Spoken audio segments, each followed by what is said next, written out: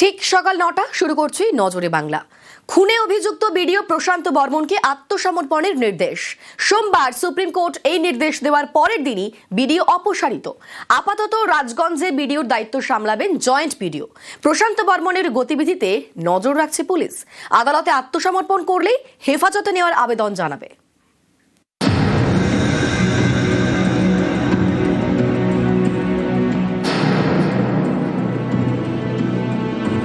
তখন তিনি জলপাইগুড়ির রাজগঞ্জের বিডিও প্রশান্ত বর্মন। সল্টলেকের দত্তাবাদে সোনা ব্যবসায়ী খুনে অভিযুক্ত।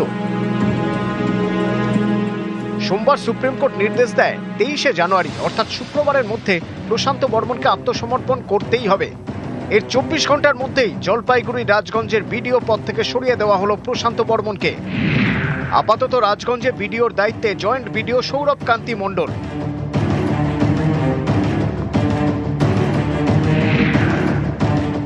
অভিযোগ, গত বেশ কয়েকদিন ধরেই বিডিও অফিসে যাননি প্রশান্ত বর্মন। তার গতিবিধির উপর নজর রাখছে বিধাননগর গোয়েন্দা শাখার পুলিশ। পুলিশ জানতে পেরেছে ভিন রাজ্যে গা ঢাকা দিয়েছেন প্রশান্ত বর্মন, চেষ্টা করছেন দেশ ছেড়ে পালানোর। সুপ্রিম কোর্টের নির্দেশের পরেই আরো কড়া বিধাননগর পুলিশ। বিডিওর বিরুদ্ধে কড়া পদক্ষেপ নিচ্ছে বিধাননগর পুলিশ। ইতিমধ্যেই পুলিশের উচ্চ পর্যায়ে বৈঠক, পরবর্তী ক্ষেত্রে শুক্রবারের মধ্যে একেবারে হাজির হওয়ার কথা বলা হয়েছে বিধাননগর আদালতে। গত 30শে অক্টোবর নিউটাউনের যাত্রাগাছি থেকে সোনা ব্যবসায়ী স্বপন কামিল্লার দেহ উদ্ধার হয়। তখন জলপাইগুড়ির রাজগঞ্জের বিডিও ছিলেন প্রশান্ত বর্মন। তার বিরুদ্ধে খুনের অভিযোগ দায়ের করে নিহতের পরিবার। নিজেকে বাঁচানোর অনেক চেষ্টা করেন তিনি। বারাসত জেলা আদালত, কলকাতা হাইকোর্ট, সুপ্রিম কোর্টে যান। এত কিছু করেও লাভ হয়নি। সুপ্রিম নির্দেশে প্রশান্ত বর্মনকে শুক্রবারের মধ্যে আত্মসমর্পণ করতেই হবে। বিধাননগর আদালতে পুলিশ আবেদন জানিয়েছে আত্মসমর্পণ করলেই যেন প্রশান্ত বর্মনকে কোর্ট লকআপে ঢোকানো হয়। এরপরেই প্রশান্ত বর্মনকে গ্রেপ্তারের জন্য আদালতে আবেদন জানানো হবে। আবেদন মঞ্জুর হলেই গ্রেপ্তার করতে পারবে পুলিশ। এই সবের আগেই চেয়ার গেল প্রশান্ত বর্মনের। রাজগঞ্জের বিডিও পদ থেকে অপসারিত। অনুপ চক্রবর্তী এবং শান্তনুকর, নিউজ 18 বাংলা। আজই একাদশ দ্বাদশের নিয়োগের মেধা তালিকা প্রকাশ। আজই মেধা তালিকা প্রকাশের ডেডলাইন। চাকরিহারা যোগ্যদের কতজন নিয়োগ পেলেন? আজ একাদশ দ্বাদশের নিয়োগের মেধা তালিকায় নজর সবার। আমাদের সঙ্গে রয়েছেন প্রতিনিধি সোমরাজ। সোমরাজ, কখন প্রকাশিত হবে তালিকা? দেখো, আজই একাদশ দ্বাদশের শিক্ষক নিয়োগের মেধা তালিকা প্রকাশ করছে স্কুল সার্ভিস কমিশন। তেমনটাই এসএসসি সূত্রে জানা যাচ্ছে। কখন মেধা তালিকা প্রকাশ করা হবে তা দুপুরের পরেই এসএসসির তরফে আনুষ্ঠানিকভাবে ওয়েবসাইটে জানিয়ে দেওয়া হবে। 21 তারিখই ডেডলাইন ছিল এসএসসির কাছে একাদশ দ্বাদশের শিক্ষক নিয়োগের মেধা তালিকা প্রকাশের। তুমি জানো যে সুপ্রিম কোর্টের নির্দেশে এসএসসি ফের এই নিয়োগ পরীক্ষা নিয়েছে। যে পরীক্ষা গত 7ই সেপ্টেম্বর সার্ভিস কমিশন লিখিত পরীক্ষা নিয়েছিল, তারপর দীর্ঘ প্রায় 1 মাস ধরে এসএসসি ইন্টারভিউ নেয়। সেই ইন্টারভিউ জানুয়ারি মাসের প্রথম সপ্তাহেই শেষ করেছে এসএসসি, এবং তারপরেই এসএসসির তরফে এই চূড়ান্ত প্যানেল বা চূড়ান্ত মেধা তালিকা প্রকাশ করা হবে। এবং এটা জানা যাচ্ছে যে আজ সন্ধ্যে বা রাতের দিকেই এই মেধা তালিকা প্রকাশ করতে চলেছে স্কুল সার্ভিস কমিশন। ইতিমধ্যেই তার প্রস্তুতি চূড়ান্ত হয়ে গেছে। এসএসসির তরফেও সেই প্রস্তুতি চূড়ান্ত হয়েছে। এবং 12,000-এরও বেশি যে শূন্য পদ রয়েছে একাদশ দ্বাদশের, যেখানে মোট 35টি বিষয় এসএসসি পরীক্ষা নিয়েছে, প্রত্যেকটি বিষয়ের মেধা তালিকা প্রকাশ করা হবে। সাবজেক্ট ওয়াইজ, ক্যাটাগরি ওয়াইজ মেধা তালিকা প্রকাশ করা হবে। আমরা আগেই জানিয়েছিলাম যে 21শে জানুয়ারির মধ্যেই এসএসসি মেধা তালিকা প্রকাশ করবে। একাদশ দ্বাদশের শিক্ষক নিয়োগের কমিশন সূত্রে জানা যাচ্ছে যে আজই সেই মেধা তালিকা প্রকাশ করে দেওয়া হবে। চাকরিহারা যোগ্য শিক্ষক শিক্ষিকা যারা রয়েছেন, যাদের মধ্যে থেকে প্রায় 90%-এরও কাছাকাছি আবেদন করেছেন, ইন্টারভিউতে সুযোগ পেয়েছেন, তাদের মধ্যে থেকে কতজন এই নিয়োগের সুযোগ পেল সেটাই লক্ষণীয় থাকবে আজকের এই মেধা তালিকা প্রকাশের পর। বেশ, নজর থাক। ধন্যবাদ সোমরাজ। ভোটের আগে কি গ্রুপ সিডির পরীক্ষা? নবান্নে প্রস্তাব স্কুল শিক্ষা দফতরের। মাধ্যমিক উচ্চ মাধ্যমিক শেষ হলেই পরীক্ষা। মার্চের প্রথম 2 রবিবার পরীক্ষা নিতে চায় এসএসসি। গ্রুপ সিডিতে আবেদন প্রায় 16 লক্ষ চাকরি প্রার্থীর। নবান্নের অনুমোদন পেলেই বিজ্ঞপ্তি জারি।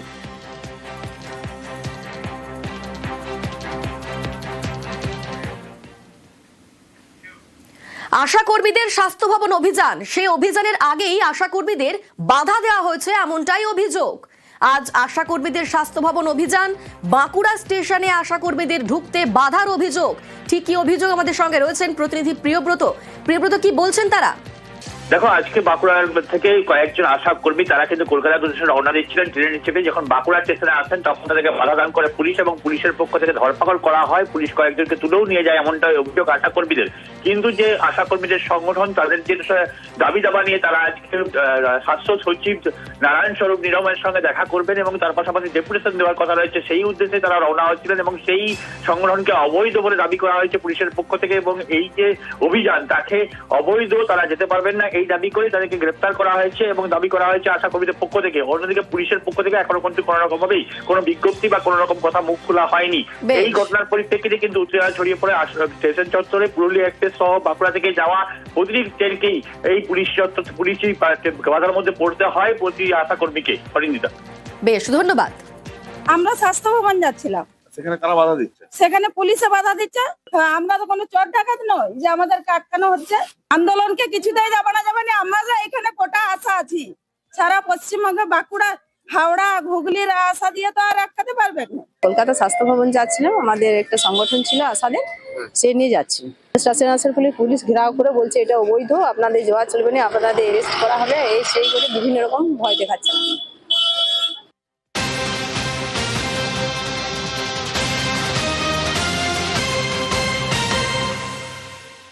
শুধু বাঁকুড়াতেই নয়, মেদিনীপুরেও একই ছবি।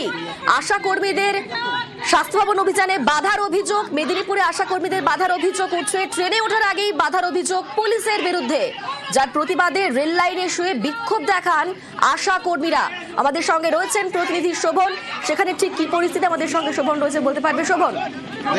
দেখো অনিন্দিতা, তুমি যেমন বললে যে বিভিন্ন জেলাতে যেমন আজকে আশা কর্মীরা স্বাস্থ্য ভবন অভিযানে যাওয়ার উদ্দেশ্যে রওনা দিয়েছিল, মেদিনীপুরেও সেরকম স্বাস্থ্যকর্মী আশাকর্মী ইউনিয়নের যারা কর্মরত রয়েছে, আশাকর্মী ইউনিয়নের যারা সমর্থক কর্মী রয়েছেন, তারা কিন্তু মেদিনীপুর স্টেশনে জমায়েত হয়েছিল এবং তাদের স্বাস্থ্য ভবনের বিভিন্ন দাবি দেওয়া নিয়ে যে অভিযান, সেই অভিযানে যাওয়ার উদ্দেশ্যেই। এবং যখন তারা ট্রেনে ওঠার জন্য চেষ্টা করে সেই সময় তাদের অভিযোগ যে তাদেরকে রেলওয়ে পুলিশ ফোর্সের যারা জিআরপি কর্মী রয়েছে তারা তাদের বাধা দেয় এবং এরপরেই তারা কিন্তু রেল লাইনের উপর শুয়ে বিক্ষোভ দেখায়। কারণ তাদেরকে যেভাবে বাধা দেওয়া হচ্ছে সেটি সম্পূর্ণ অনৈতিক এবং এই গণতান্ত্রিক আন্দোলনে হস্তক্ষেপ করা হচ্ছে বলেই অভিযোগ তোলেন তারা। এরপরে কিন্তু জিআরপিএফ এর অন্যান্য আধিকারিক এবং কর্মীরা এসে তাদেরকে রেল লাইন থেকে সরিয়ে আটক করা হয়েছে বলে যেটা জানা যাচ্ছে। এরকম ছবি কিন্তু শুধু মেদিনীপুর নয়, বিভিন্ন জেলার বিভিন্ন স্টেশনে একেবারে বিভিন্ন জায়গাতেই ঠিক একই রকম ছবি ধরা পড়ছে। ধন্যবাদ শোভন।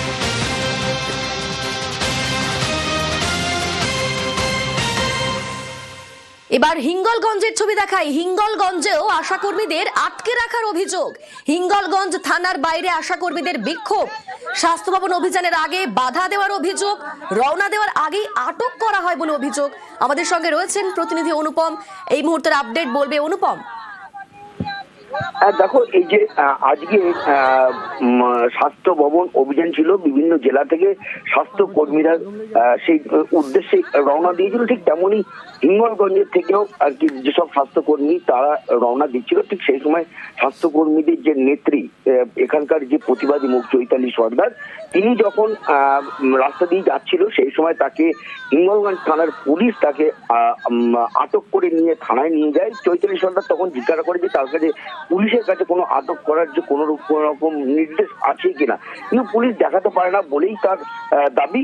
যদিও চৈতালি সর্দার অন্য একটি গাড়িতে করে থানায় যান এবং তারপরে তাকে আটকে রাখা হয়, যদিও থানার ভিতরে না গিয়ে থানার গ্রাউন্ডের মধ্যে আটকে রাখা হয়। এরপর অন্যান্য স্বাস্থ্যকর্মী যারা আছে তারা খবর পেয়ে সবাই থানায় গিয়ে এই মুহূর্তে বিক্ষোভ দেখাচ্ছে এবং থানার গ্রাউন্ডের মধ্যেই তারা বসে আছে যতক্ষণ না কেন তাদেরকে আটক করা হলো, কেন তাদেরকে যেতে দেওয়া হলো না স্বাস্থ্য ভবনে, এই পরিচয় যতক্ষণ পুলিশ কর্মীরা না দেবে ততক্ষণ তারা এই বিক্ষোভ তুলবে না বলেই কিন্তু দাবি করছে এই স্বাস্থ্য।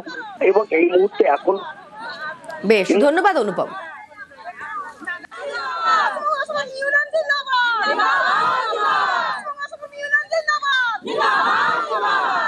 আমাকে ধরে নিয়ে আসার উদ্দেশ্যে আমার আশাকর্মী বৃন্দ সকলেই এখানে এসেছেন। 21 তারিখে আমাদের স্বাস্থ্য ভবনে যাওয়ার উদ্দেশ্যে আমি রওনা হয়েছি। মানে লেবুখালী আমাদের ওখান থেকে বাসটা ছাড়ার কথা ছিল, ওখান থেকে আমি যাচ্ছিলাম, দিয়ে আমার মোড়ের মাথা থেকেই আমাকে পুলিশ ধরে নিয়ে এসছে। নিয়ে আসার পরেই আমি অর্ডার কপি দেখতে চেয়েছিলাম যে আমাকে কোন উদ্দেশ্যে ধরে নিয়ে আসছে। তো উনি বললেন যে বড়বাবুর কাছে আছেন। আমি ওনাদের পার্সোনাল গাড়িতে উঠিনি, আমি আমার একটা পার্সোনাল গাড়ি নিয়ে আমি চলে এসেছি থানাতে। এখন আমার এই ধরে আনাতেই আমার সহকর্মী সকলেই এখানে আন্দোলনে বিক্ষোভে উপস্থিত হয়েছে। ফাঁদে পা দেবেন না, গতকালই আশা কর্মীদের বার্তা দিয়েছিলেন স্বাস্থ্য প্রতিমন্ত্রী চন্দ্রিমা ভট্টাচার্য। আমরা আপনাদের সঙ্গে আছি, কিন্তু যদি রাজনৈতিকভাবে কেউ আপনাদের ব্যবহার করতে চায় সেই ফাঁদে পা দেবেন না। রাজনৈতিক স্বার্থ চরিতার্থ করার জন্য আমরা শুনেছি আপনারা হয়তো তাদের কিছু চাঁদাও দেন। চাঁদা দিতেই পারেন, আপনার ইচ্ছে আপনি করবেন, গণতন্ত্রে বাধা নেই, নিশ্চয়ই করবেন। কিন্তু এই যে ব্যবহার করা আপনাদের নিয়ে নিজেদের স্বার্থ চরিতার্থ করবার জন্য, এত কিছু পাওয়ার পরেও, সরকার দেবার পরেও সরকারের বিরুদ্ধে আওয়াজ তোলা, এই ফাঁদে পা দেওয়াবেন না। আমরা সতর্ক করতে চাই যারা এদেরকে এইভাবে আপনারা ব্যবহার করতে চান। কেএমডি এর জায়গা সেটাই দখল করে বিক্রির চেষ্টা। দক্ষিণ 24 পরগনার মহেশতলায় চাঞ্চল্যকর অভিযোগ, সরব কাউন্সিলর থেকে স্থানীয়রা। রবীন্দ্রনগর থানাতে অভিযোগ দায়ের করা হয়েছে।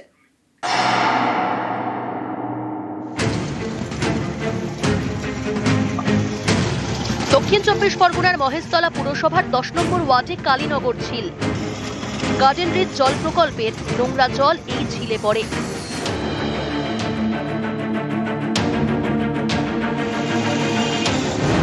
স্থানীয় বাসিন্দা ও কাউন্সিলরের দাবি, এই ঝিল ও তার চারপাশের জমি কেএমডি এর। অভিযোগ, এই জমি টিন দিয়ে ঘিরে অবৈধ নির্মাণ করা হচ্ছে। সরকারের জমি বিক্রি করে দেওয়ার চেষ্টা চলছে বলেও অভিযোগ। আমার বাবারা দেখেছে, দাদারা দেখেছে, সবাই দেখেছে সরকারি প্রপার্টি। যে এখন যে শুনছি ওইটা প্রমোটাররা দখল মকল করে যে ঘিরে ঘাড়ে নিচ্ছে। কেন ঘেরা হয়েছে তো এটা বুঝতে পারিনি। তারপরে শুনছি এটা নাকি কেনা হয়েছে। কে কিনেছে এটা বলতে পারবো না। সরকারি জমি কিনে নিচ্ছে। হ্যাঁ, ওইটাই তো ভাবছি। স্থানীয় তৃণমূল কাউন্সিলরের দাবি, কেএমডি এর এই জায়গা আগেও দখলের চেষ্টা করা হয়েছে, তখন বাধা দেওয়া হয়। এবার জমি দখল করে নির্মাণের চেষ্টা হচ্ছে। কেএমডিএ কে জানিয়েও লাভ হয়নি বলে দাবি কাউন্সিলরের। তারা অনেকবার চেষ্টা করেছে, আমরা বারবার বাধা দিয়ে তাড়িয়ে দিচ্ছি, কিন্তু কেএমডি এর নেগলিজেন্সি হোক, গার্ডিলেমি হোক, বা ওদের কাগজপত্রের কোনো অসুবিধা আছে হয়তো, ওরা কাগজপত্র বের করে আমাদের সামনে তুলে ধরতে পারছে না। সেই সুযোগটাই নিচ্ছে কিছু অসাধু ব্যবসায়ী। যদি এই ধরনের কেউ কিছু করে তাহলে প্রশাসনকে বলে বন্ধ করার ব্যবস্থা করব। কেএমডি এর সঙ্গে যোগাযোগ করব যে তারা এই ব্যাপারে কোনো পদক্ষেপ নিচ্ছে কি না, বা না নিয়ে থাকে নিতে হবে, এটাকে বন্ধ করতে হবে। এই ধরনের অবৈধ কাজ তো করা যাবে না। কলকাতা পুরসভার গার্ডেন রিচ জল প্রকল্প কর্তৃপক্ষের তরফে রবীন্দ্রনগর থানায় অভিযোগ জানানো হয়েছে। মহেশতলা থেকে সমীর মণ্ডল, নিউজ 18 বাংলা। নকশালবাড়ির নদী পাড়ে নজর জমি মাফিয়ার। বিজলি নদীর গতিপথ বদলে জমি দখলের ছক।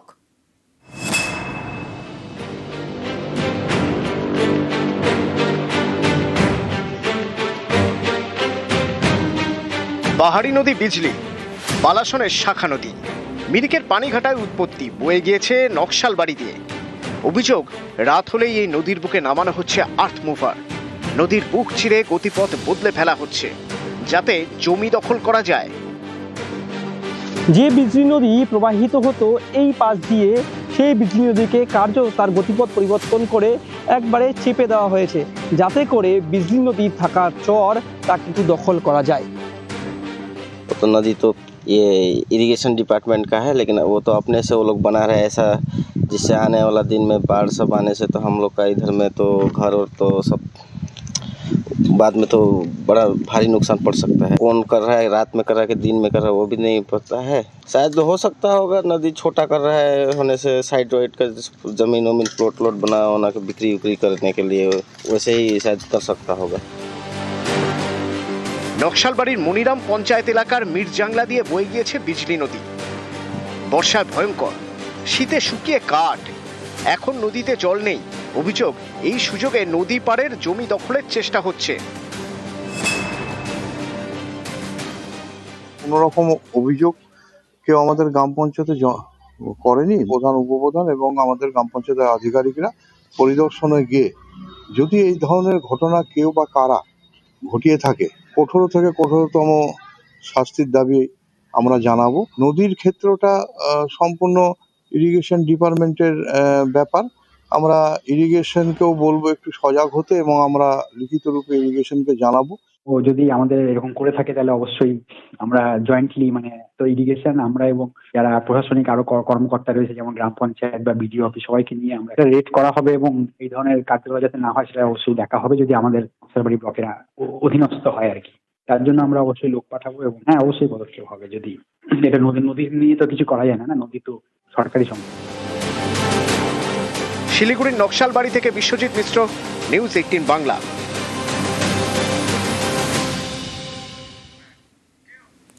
পশ্চিমবঙ্গে নিপা ভাইরাসের সংক্রমণ, সেই নিপার উৎস কোথায় সেই উৎসের খোঁজ চলছে।